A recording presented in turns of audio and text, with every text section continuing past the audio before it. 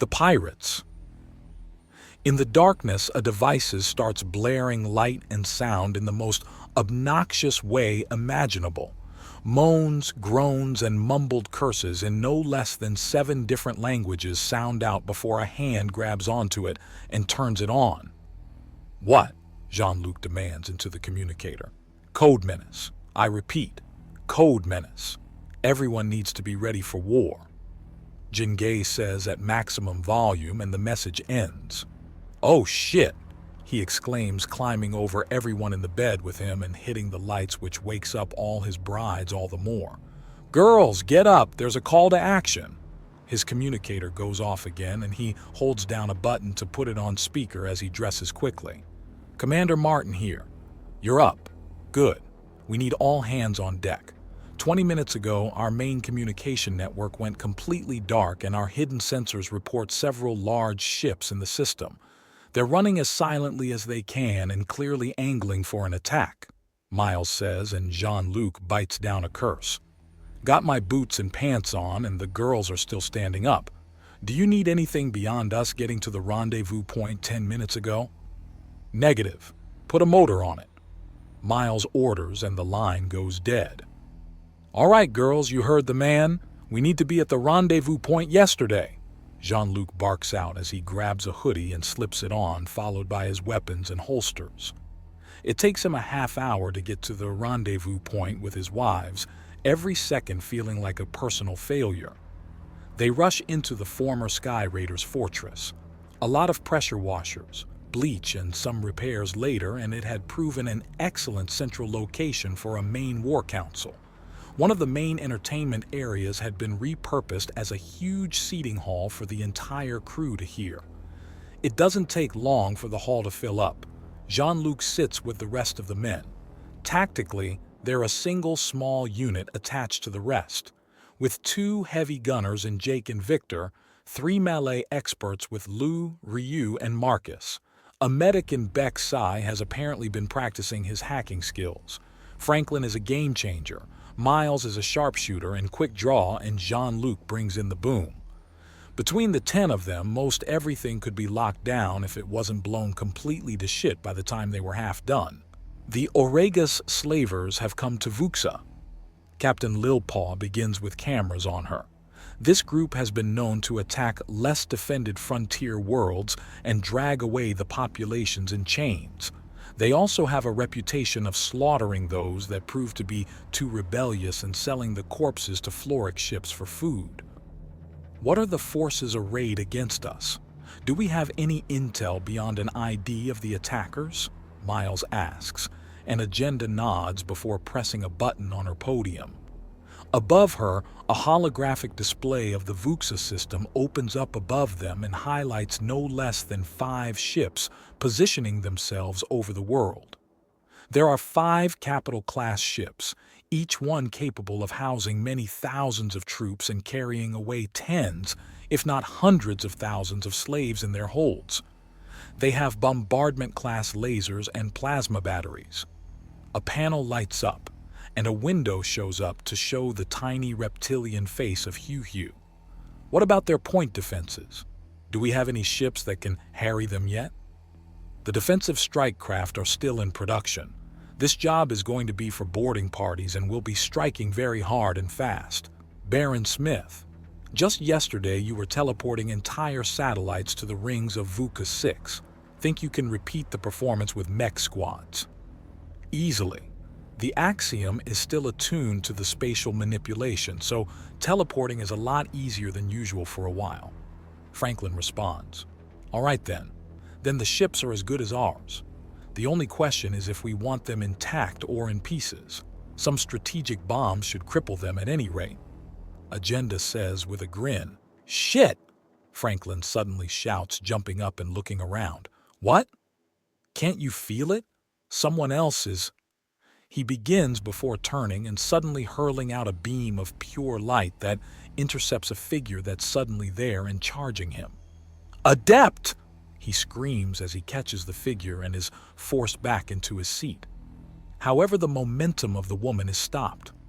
A bang has her brains painting down the row of seats as Miles wastes no time in drawing his revolver and blowing the woman's life away. Franklin pushes off the corpse, which slumps to the floor, an Arumenta, light blue skin and glowing orange-white hair. She's got easily pounds of Kutha piercings through her face and massive bolts through her nipples, with a chain around her waist as well. Aside from that, the crazy bitch is as naked as she is dead. Thanks. That woman was on intercept to try and fuck with teleporters. I just tipped our hand, Franklin says as he fingers the piercings around her face with a baffled expression. Did you tip our hand, or do they think that she tipped theirs? Agenda asks, and Franklin shrugs. Does it matter?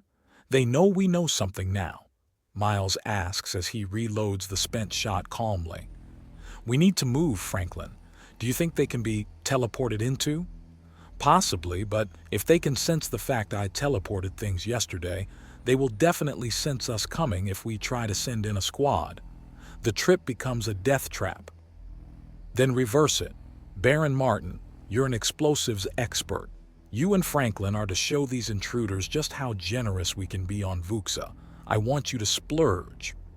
Agenda orders them before turning back to the rest of the crowd. Looks like we're going old school, girls. These bitches have come and destroyed our communications grid. Their ships are payment of the materiel and their lives are for the inconvenience, she announces, and there's a slight cheer. Gentlemen, you're to stick together and provide all the support needed in case there are further adepts. That's a good call there, Captain. The chain has a tally mark, either people she killed or her number, meaning that someone with dozens of deaths to her name died like a chump, or there are dozens coming, Franklin remarks as he holds up the Kutha chain he already plundered from the corpse of the adept. Toss it. Agenda orders, and she quickly catches the chain that was sent flying in front of her. Someone's been doing their research on the Dark Cabal. A fangirl, maybe? Agenda mutters. Slave soldiers? Miles asks, and Agenda nods. This was one at least, which means we have an easier job than usual. These lunatics do nothing to engender actual loyalty. We find their leader and end this. Boys, your bombing fun just became higher priority. Then we better get going, Jean-Luc. Do you have the supplies you need here? If we can pinpoint exactly where their boss is, then we can do minimal damage to the ships while massacring the command staff. He answers, and Miles looks thoughtful. You talking chemical? He asks, and Jean-Luc grins. Bit of chemical mixing from the cleaning supplies, and I can make things that even us humans would be fucking terrified of, Jean-Luc says before thinking. They may catch wise to it, though. If they're strong with Axiom. He's interrupted by a shattering sound and something blurring that Franklin pounces on before resolving into him, strangling what appears to be an earth Arumenta with his left hand, as his right is doing something complicated and quick to her facial piercings. Then she slumps like a puppet with its strings cut. He then pulls back his right hand and shakes her. As a result, she starts awake and looks around in shock. After a moment, he lets go. Did I break enough for you to go treacherous or no? He asks with a smile. I'm not fighting them. It'll be horrible that I failed, but rebelling is even worse no matter how tough you think you are.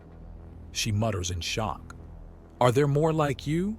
Miles asks, as a grin stretches over his face and Franklin cracks his neck. Yes, hundreds. We'll find someone brave among their number, Miles remarks before leaning out to the side to ensure that he's looking straight at Agenda. Love, we're going to be sticking to the plan and trying to see if any of these girls have anything useful. With luck, one of them will tell us exactly where to send explosive notes of appreciation. Fuck me. I'm going to have to break out the real toys. I actually got a stash in here just in case. Let's head down a few floors so I can grab the fun stuff. Let's keep things without Axiom in them. It'll up the surprise factor. Sure? We going really old school? Dynamite with a clock on it? Jean-Luc asks while snickering. Dude, I would pay to know we're playing with that kind of funny.